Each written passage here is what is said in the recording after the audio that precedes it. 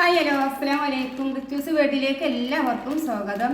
അപ്പോൾ ഇന്നത്തെ നമ്മുടെ വീഡിയോ പച്ചമാങ്ങ നമുക്ക് ഒരുപാട് കാലം കേടാവാതെ എങ്ങനെയാണ് സൂക്ഷിക്കുക എന്നുള്ളൊരു വീഡിയോ ആണ്. ഒരുപാട് കാലം എന്ന് പറഞ്ഞാൽ ഒരു വർഷം.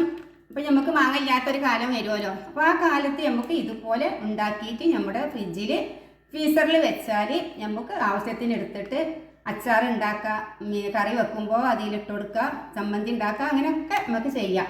അപ്പോൾ നമുക്കിത് എങ്ങനെയാണ് ഉണ്ടാക്കിയെടുക്കുക എന്നൊക്കെ ഒന്ന് കണ്ടു നോക്കിയാലോ.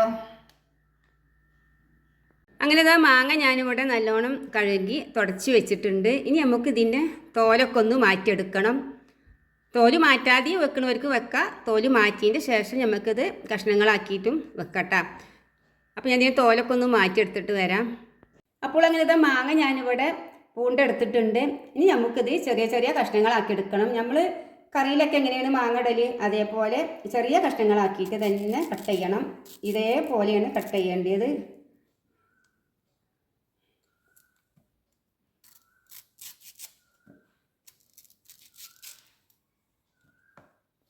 ഇതാ നമ്മുടെ മാങ്ങ ഞാനിവിടെ കഷ്ണങ്ങളാക്കി എടുത്തിട്ടുണ്ട്.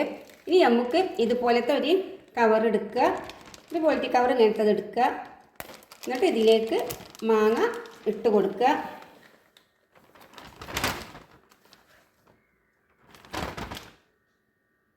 അപ്പോൾ ഇത്ര ഉള്ളൂ. പണി അറിയാത്തവരുണ്ടെങ്കിൽ തീർച്ചയായിട്ടും ഇതുപോലൊക്കെ ഒന്ന് ചെയ്ത് നോക്കുക.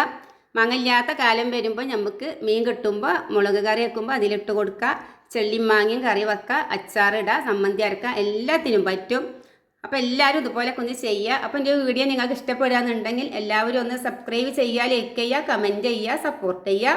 അപ്പോൾ വീണ്ടും നമുക്ക് ഇതുപോലത്തെ നല്ല നല്ല വീഡിയോയുമായിട്ട് കണ്ടുമുട്ടാം ഇൻഷാ അല്ലാഹ്.